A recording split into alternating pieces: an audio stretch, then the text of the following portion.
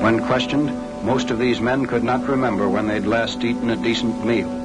Many had been beaten and tortured so long their minds had failed.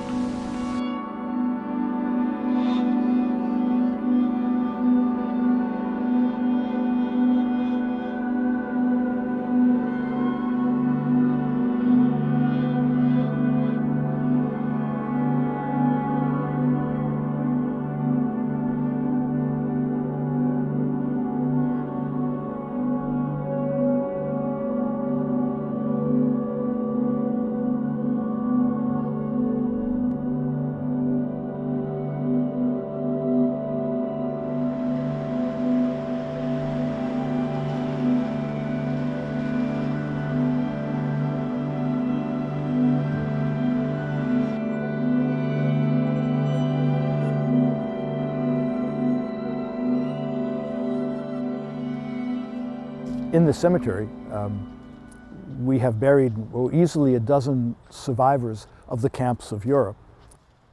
It says on the marker here, you know, Willie was incarcerated in Auschwitz and Helen in Skaržisko. These were not nice places. And it says on the grave here also, never forget. Now, there are some arguments about forgiveness, but memory is what we're talking about here. And their marker here is really very explicit. They were in some terrible places. They were Holocaust survivors, and at least within the Jewish community, we're not to forget that. This memorial, I imagine, is one of the first built in Canada. It was built in 1981 when a committee of people from our congregation thought it was time to find a place to recognize the victims of the Shoah, of the Holocaust, in part because so many of our families, and that includes my family, have no final burial place. They were incinerated, they were buried in mass graves, and there was no place to remember them. And so the community decided to build a place for memory of our families who perished in the years between 1939 and 1945 in Europe. The construction itself is very brutal in a way, and a lot of people would have preferred it to be a little gentler, but in fact it's a symbol, as you can see behind me, of a chimney. I don't think it could be more stark than that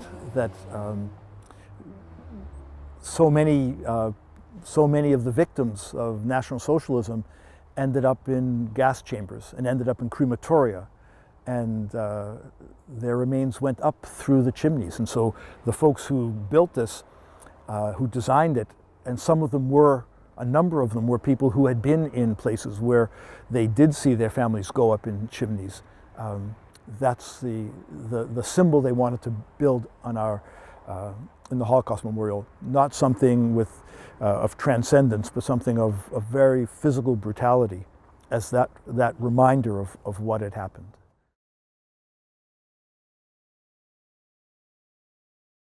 The Dutch Jewish community suffered very high losses. Over 70% of all the Dutch Jews were murdered during that time.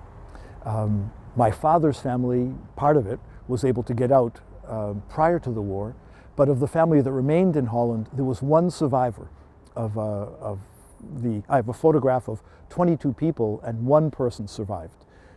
My mother's family, her mother, father, brother, almost all of her cousins, aunts, and uncles were murdered.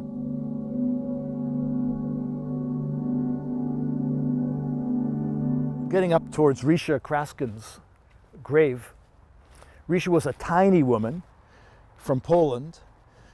She was a survivor of 5 concentration camps. A remarkable fact that she survived all of that, from the 2, the Częstochowa and Skarżysko in Poland, and then Ravensbrück and others in Germany. Ravensbrück was a place where they did medical experiments on women, and a horrible place that she survived. Risha had a brightness and an optimism and a hopefulness that I always found very beautiful, and I sat with her in the same pew in our synagogue.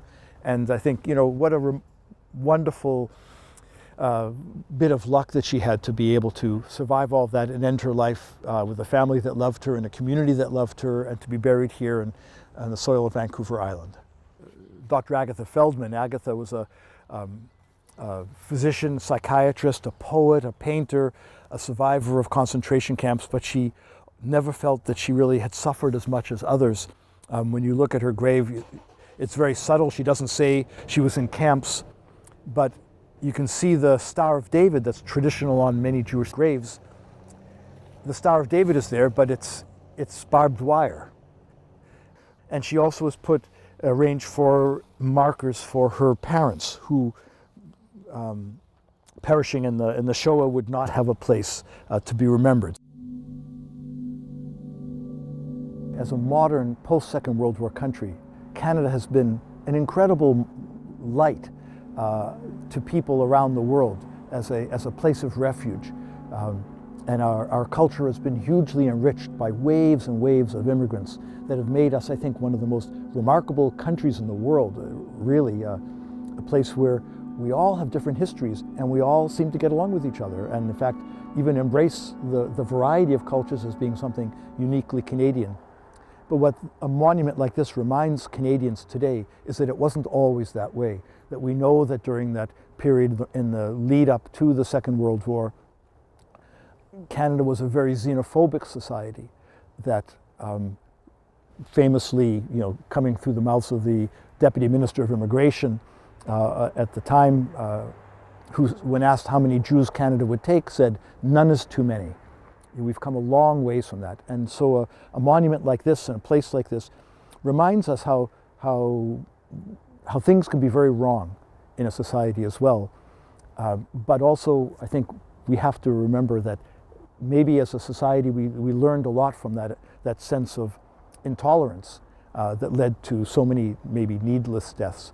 And instead we're now a country that has traditionally welcomed and continue to welcome people from all over to create this wonderful tapestry and mosaic that's Canada.